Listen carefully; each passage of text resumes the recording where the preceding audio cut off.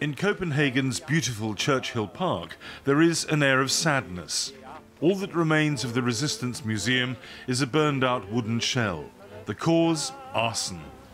All the artifacts were salvaged unscarred, so that a new museum can rise from the ashes. But resistance survivors, whom the museum honoured, are afraid their legacy will be diluted and are fighting to stop plans to expand the theme of the replacement exhibition. That was really important for Denmark, that we had this fight.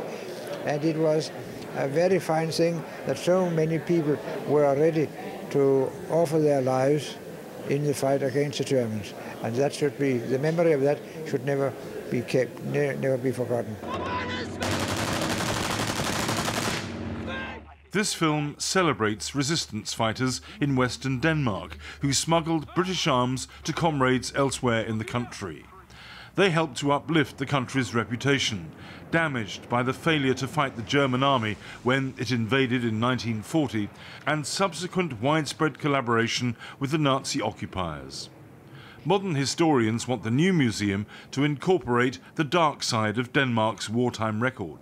I think the paradoxes that riddled any Dane during those 5 years, between the imperative to stand up and fight and defend our freedom, but also the imperative to somehow get along with the occupying power and to make the day one at a time in order to survive.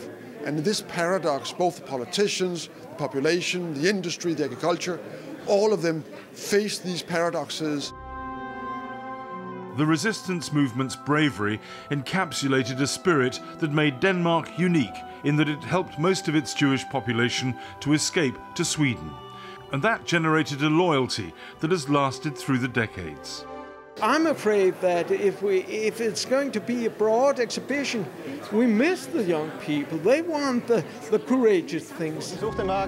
The resistance fighters are likely to suffer a partial defeat because the new museum will probably encompass stories of those who collaborated.